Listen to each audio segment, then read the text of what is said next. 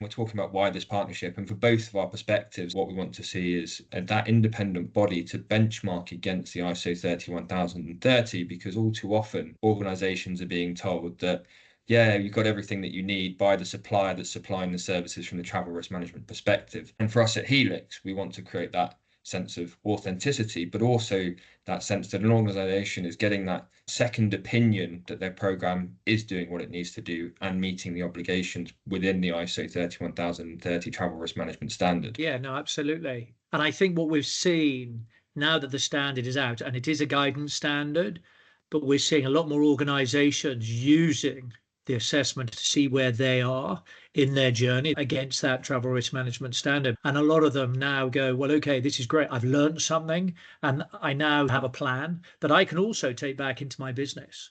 One of the things that I think is key is the example back in March this year, where the gentleman who got Crohn's disease, he was sent out to India.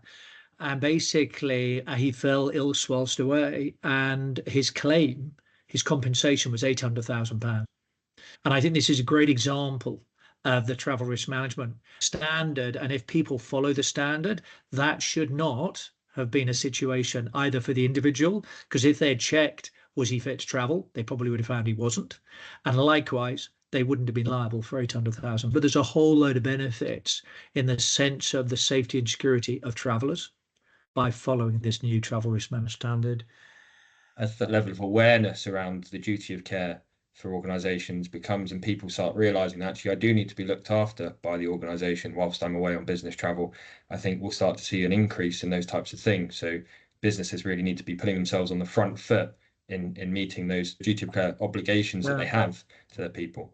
We're seeing a lot of the clients we're working with, they want to demonstrate to their employees that they are a good employer and that they do take their travel seriously. We're going in and we're giving them literally, where are you against the ISO 31030 travel risk management standard? And here is a roadmap, a gap analysis of where you need to get to. Historically, if they do this, it's provided by their own in-house travel risk management company. And basically, it's marking your own homework. And that's one of the key differentiators. We don't offer those services. So actually partnering with yourselves, Jacob, it makes a huge amount of sense. And I think it's a huge benefit for the client. A lot of the people who watch this will probably say, but it's a guidance standard. Yes, it is a guidance standard. But the fact it's still a standard, and we ran an event with lawyers from the US, France, and the UK, and all of them said a court of law will refer even to a guidance standard if there is one. So the fact that you can be seen to evolve in your standard, you'll be going in the right direction. Putting your head in the sand from a legal perspective is not acceptable. So looking at this from this perspective, what we want to be doing is saying, what are the next steps that you can proactively take now, from watching this short video to getting yourself into a position where you may want to do an assessment or audit, but actually there's some steps before that we can do.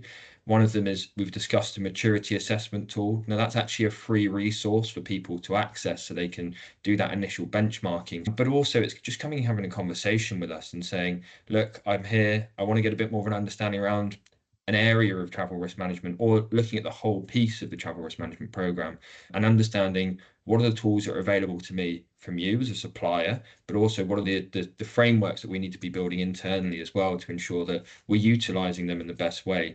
And again, I think that first step is really that maturity assessment tool that the guys at GSA have built with us at Healix. I think there's a wealth of experience in both organizations that can actually assist businesses out there with their journey. They're all different. Their risk profiles are different. But hopefully what we can do as Healix and GSA is bring that experience over many years to support them on that journey.